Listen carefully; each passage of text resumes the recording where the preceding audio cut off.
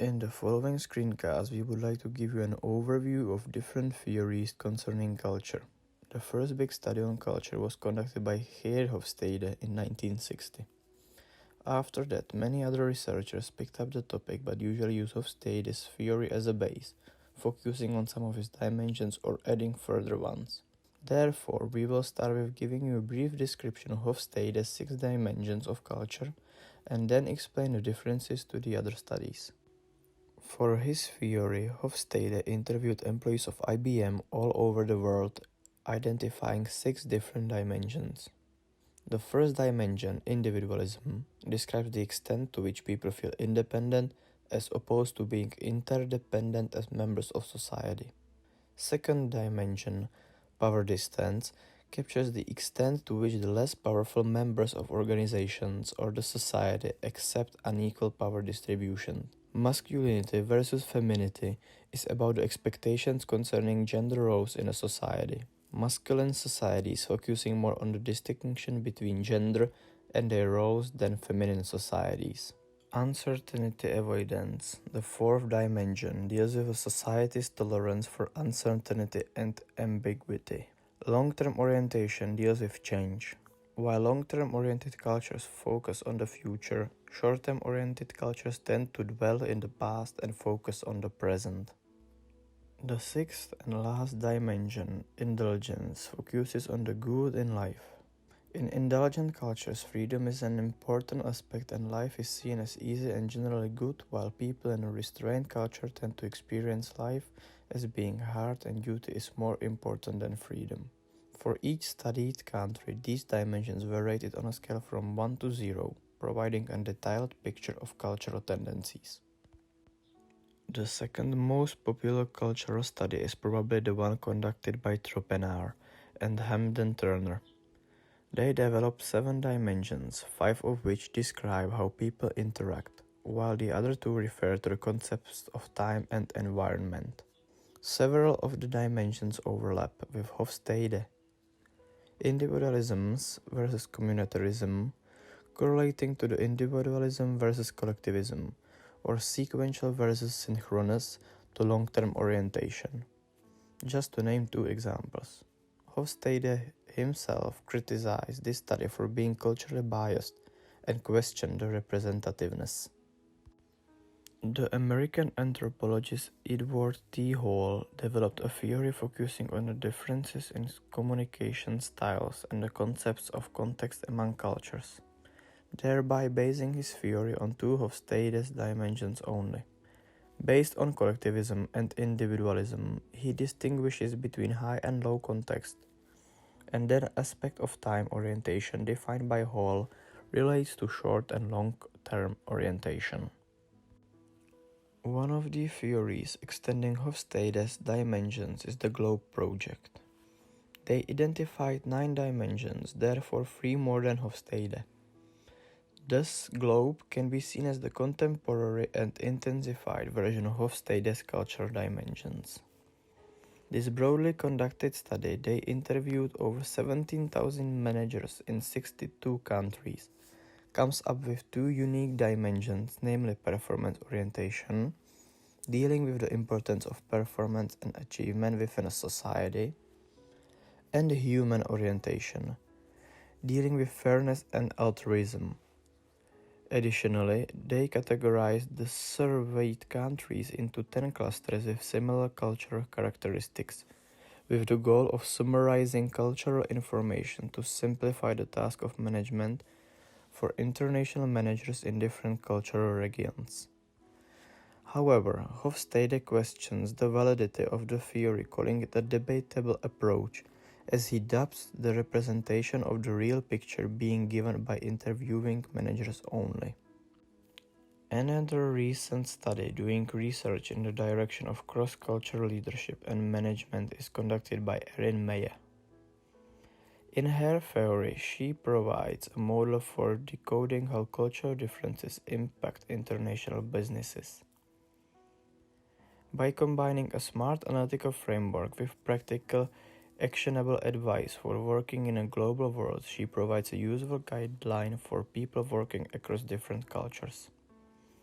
The dimensions of her so-called culture map include communicating, which may be compared with Hall's high and low context dimensions, evaluating, or in other words, the distinction between direct negative and indirect negative feedback, leading concerning the gap between egalitarian and hierarchical and closely connected to the power distance dimension by Hofstede, deciding either consensual or top-down, trusting thus whether a company follows the task-based or relationship-based approach, disagreeing in terms of being confrontational or confrontation offensive.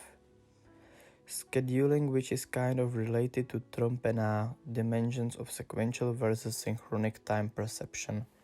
And finally, persuading regarding the distinction between principles first and applications first. Next, we would like to elaborate on the ecological fallacy in connection with the cultural dimensions according to Hofstede and Kloh. Both explicitly warn against the ecological fallacy.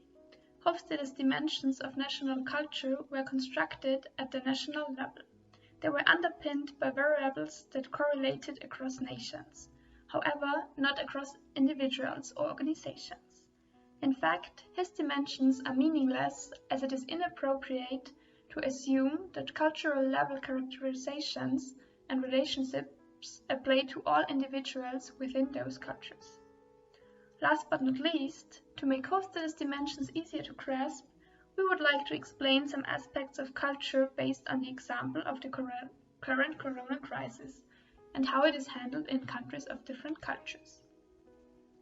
In a country with the high score in individualism, such as Anglo-American countries, Austria or the UK, people freely choose if they want to be part of a group or act individually.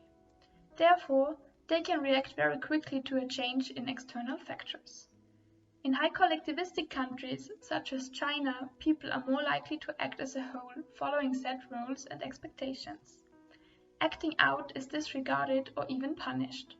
This is what happened to the first Chinese medical doctor diagnosing corona and trying to warn the world, to name a concrete example.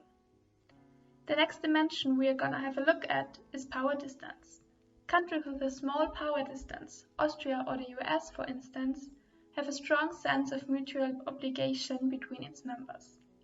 Citizens are likely to do as their leaders ask and mutually invest in their society.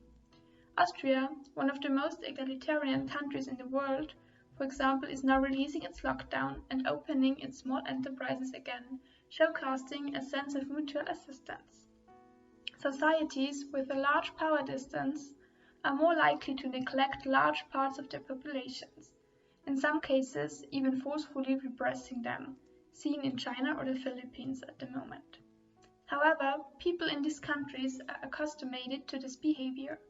Apart from that, leaders are likely to present a desirable picture of a situation rather than a truthful one in societies with a high power distance. Uncertainty avoidance, the fourth dimension, is about the reaction of societies when facing the unknown. Austria and Germany, scoring 65 and 70 in this dimension, are at a high score, prefer avoiding uncertainty. Separations, cleaning, and strict hygiene measures are important aspects of dealing with the current crisis in uncertainty-avoiding societies like the ones mentioned before. I guess you can relate. If a culture is both strongly masculine and uncertainty-avoiding, responses to a crisis such as the current one are likely to push towards authoritarianism. Hungarian President Viktor Orban seizing his opportunity to extend his power is an example. Long-term oriented cultures, focusing on the future in the first place, are well prepared for events such as a worldwide pandemic, as they already identified the possibility of such an event a long time ago. Examples for that are Singapore, Korea or Japan. Many European countries, such as for example Austria or the Netherlands, are also long-term oriented. They are likely to have ample hospital capacities, for example.